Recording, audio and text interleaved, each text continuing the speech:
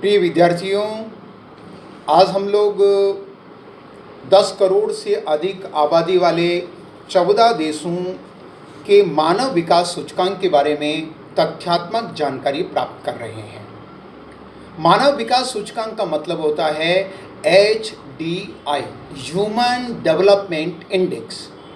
विश्व बैंक के अनुसार किसी देश की साक्षरता का प्रतिशत, प्रति व्यक्ति आय प्रतिदिन एवं जीवन प्रत्याशा अर्थात औसत आयु कितनी है, इन तीनों तथ्यों को मिलाकर किसी देश का मानव विकास सूचकांक बनाया जाता है।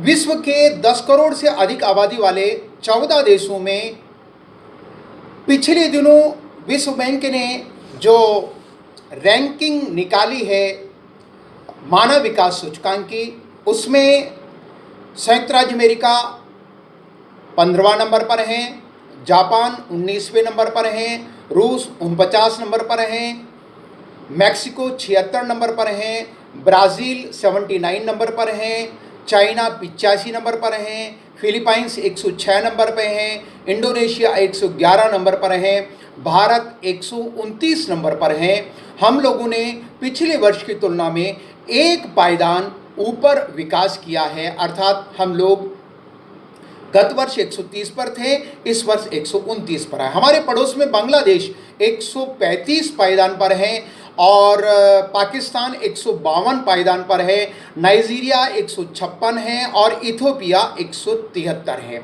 अर्थात भारत 129 नंबर पर है और हमें विकास बहुत अधिक करना है। अभी हम मध्यम विकास सूचकांक वाले देशों में हैं।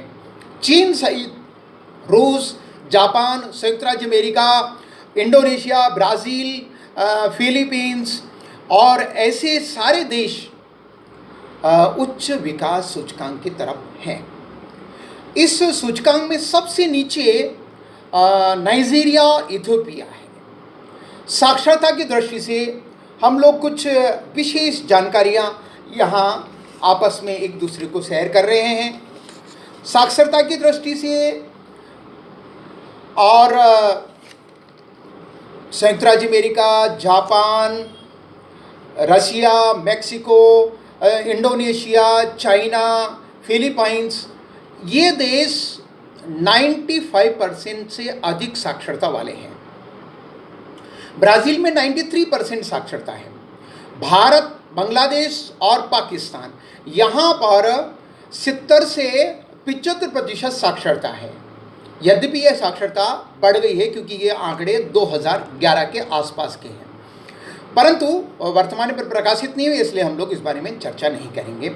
नाइजीरिया, इथियोपिया और मिस्र यानी अफ्रीका महाद्वीप के ये तीनों देश अभी भी साक्षरता की दृष्टि से 55 से 70% के बीच में हैं। यहाँ साक्षरता के विकास की बहुत संभावनाएं हैं और इस कारण से इस क्षेत्र में मानव विकास भी बहुत कम हुआ है। प्रति व्यक्ति आय की दृष्टि से हम बातचीत करें, यहाँ क्रेडिट सुई, विश्व बैंक और इन्होंने जो अलग अलग आंकड़े प्रकाशित किए हैं। विश्व बैंक ने $1.9 से कम, $3.2 से कम, $5.5 से कम इनकम वाली जनसंख्या का प्रतिशत प्रकाशित किया है। यहाँ सबसे पहले मैं $1.1 से कम कमाने वाले लोगों का प्रतिशत आप लोगों को निवेदन कर रहा हूँ। $1.1 से कम कमाने वाले भारत में 9.8%, 14.8 बांग्लादेश में, 24.3 पाकिस्तान में, 27.3 इथियोपिया में और 53% नाइजीरिया में है। मैं आपको निवेदन करना चाहता हूं कि भारत में आज भी 9.8% पॉपुलेशन बिलो पॉवर्टी लाइन है विश्व बैंक के अनुसार। अर्थात $1.9 से कम कमाने वाले लोग पॉवर्टी लाइन से कम है, यह विश्व बैंक के मानकों के अनुसार। अब यहाँ मैं सीधा आपको ले चलता हूँ $2 से कम कमाने वाले कितने प्रतिशत लोग हैं? तो भारत में 50% लोग ऐसे हैं जो $3 से कम कमाते हैं। ब्राज़ील में 9.2, बांग्लादेश में 53%, पाकिस्तान में 35%, इंडोनेशिया में 24%, इथियोपिया में 62%, मिस्र में 26%, नाइजीरिया में 77%।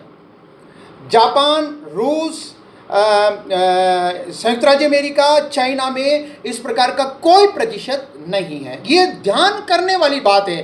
भारत में 50% लोग ऐसे हैं जिनकी $3.2 से कम आय है। चाइना में ऐसा कोई व्यक्ति नहीं है। आप ध्यान में करें, हमें कितना विकास करना है। हम चाइना और भारत की तुलना जरूर करें, परंतु जनसंख्या की इन तथ्यों को भी हम लोग नकार नहीं सकते। भारत की संभावनाएं, हम कैसे विकसित भारत को बना सकते हैं, प्रति व्यक्ति आय कैसे बढ़ सकती है, इस पर विचार हम लोगों को करना चाहिए। आइए एक तथ्य और जो ध्यान में रखना चाहिए, $5.5 से कम कमाने वाले लोग, चीन भी इसमें सम्मिलित हो गया। आप चीन में 24%, भारत में 82%, बांग्लादेश में 84%, पाकिस्तान में 75%, नाइजीरिया में 92%, ब्राज़ील में 20%, मैक्सिमा में 23%, इंडोनेशिया में 5.6%, फिलीपाइंस में 55%, मिस्र में 70% लोग ऐसे हैं जिनकी आय $5.5 से कम है। मित्रों, मैं आपको ये तथ्य बताना चाह रहा हूँ। 1990 में चीन में 82% जनसंख्या $5.5 से $1.9 के बीच में थी। आज हम लोग कह रहे हैं कि $1.9 कमाने वाले चीन में बिल्कुल नहीं हैं, $3.2 कमाने वाले बिल्कुल नहीं हैं, केवल मात्र $5.5 कमाने वाले 24% लोग बचे हैं। संयुक्त राज्य अमेरिका, जापान और रशिया में 1 से 2% ऐसे लोग हैं। अगला तथ्य जो मैं आपको निवेदन करना चाह रहा हूं, जीवन प्रत्याशा। विश्व में जापान में 85 वर्ष की आयु के लोग औसत रूप से हैं।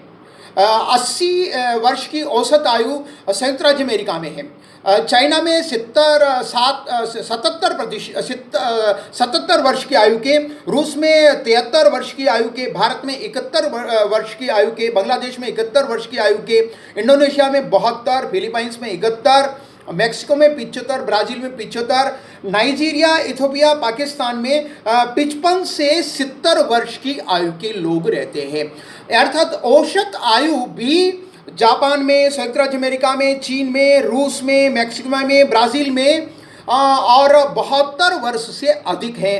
भारत और भारत के पास में बांग्लादेश और भारत 70 से 71 वर्ष की औसत आयु है, परंतु पाकिस्तान में 68, नाइजीरिया में तो 53 वर्ष की आयु औसत है। अर्थात यहाँ चिकित्सा सुविधाएं, प्रति व्यक्ति आय जितनी कम है, औसत आयु उतनी ही कम है। इस बारे में हम लोग विचार करेंगे। आगे आइए, एक महत्वपूर्ण तथ्य और मैं आप लोगों को बताना चाहता हूं, वो ये है कि विश्व में कार्यशील जनसंख्या में भारत का प्रतिशत बहुत कम है।